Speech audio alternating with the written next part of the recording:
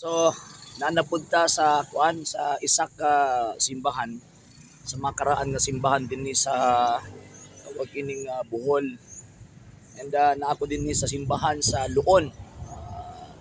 Ato tan-aw ni. So, yun. Nakita ninyo sa likod. Yan. Okay. So, nakabisita gyud ta. So, gusto lang nako tawag ining sudlon kay para at least makita ninyo ang kuan, makita ninyo ang tawag ining kanindot sa simbahan na karaan. So yun. So naguba man daw ni siya. Katong sa tawag anang salinog. Yun. Tanaw na to ang tawag anang petsa. Kung anus ana pud ni natukod ning maong gitawag og simbahan. Actually sa mga karaan before 1970 sa yung kining makaraan nga mga simbahan mupormag krus naagid ang tatak kapag Katoliko. So natukod siya itinatag na po ng mga Jesuita sa ilang ng patronato na Santa Maria Nuestra Señora de la Luz 22 ng Hunyo 1753 Okay, 1753 wala pa yung mga sulpot. Okay, so mauni ang kuan, mauni ang kadagayon niya makita nimo. Kita nato nga puro gid bato, bato.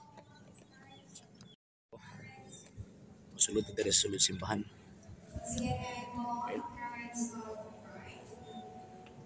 Okay. So naapag din niya kuan. Kini sa una sa karaan siguro nga tawag ini kuan sa simbahan mo ni ang isa sa mga tawag ining side altar.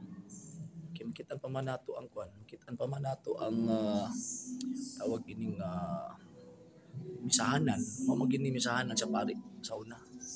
Okay? So yun. Nakasulod. Ito ta matubod dito sa tubangan kay. Na may gikasal.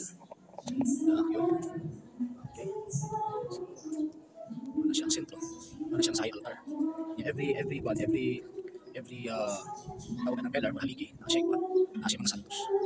Okay, di ba po pag kanindot ang beauty sa Catholic faith. Tata ng mga simbahan ng ani. Okay.